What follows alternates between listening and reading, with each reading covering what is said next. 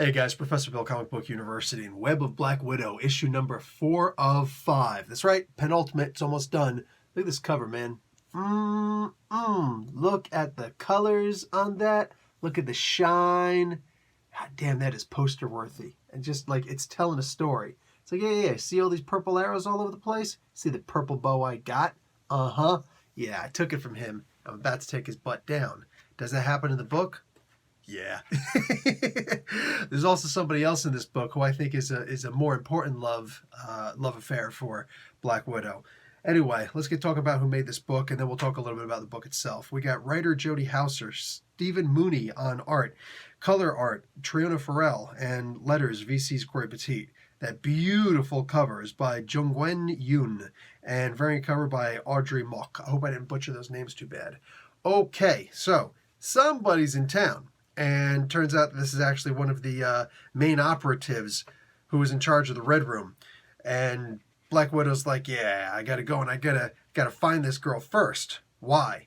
Well, as it turns out, there's some people coming around and they're actually trying to take her out. So this Alla Zolotov, she's a target, but not for Black Widow. Black Widow's actually trying to save her because there are these people dressed up as Black Widow, and they're actually going after these targets. And, obviously Black Widow is going to wind up getting the blame for it because they're dressed up as her. So you do find out who this person is by the end of this issue. And, okay, interesting. You're going to have to buy the book to understand. But yeah, there's that. Anyway, Hawkeye is in this book a lot. So much of this book is just action between her and him. And no, not the between the sheets kind. They're actually trying to fight each other. And it's funny because she's way cooler right now than Hawkeye is. Even though she doesn't have all of her memories, she's way cooler than Hawkeye is. But at the same time, I get it because Black Widow, while I can't see her necessarily killing Hawkeye, I can see her killing Hawkeye. That juxtaposition is exactly the kind of mindset you need when you're dealing with Black Widow. Because whatever you're expecting, expect the opposite. And still expect the prior also, because you never know. She can go either way or someplace in between or take it to a far extreme. Either direction. There's no way to know what Natalia's going to do. So you literally got to go in there and be like, you know what? I'm going to shoot first and ask questions later. That's why Clint isn't a complete moron. He's a jackass, but he's not completely stupid. So Matt Murdock is in this book also, and I love that. I know there's going to be a lot of people talking about, Professor, how could you think that what do you call it? She, her and Matt Murdock, Daredevil, make a better relationship than her and Hawkeye. I mean, the career started with Hawkeye. She became good because of Hawkeye. Yeah, but there was no series called Hawkeye and Black Widow. There was one called Daredevil and Black Widow, though. In fact, they were planning on making that into a TV series. So I'm just saying, just putting that out there. So y'all have your opinions, and I disagree with them all.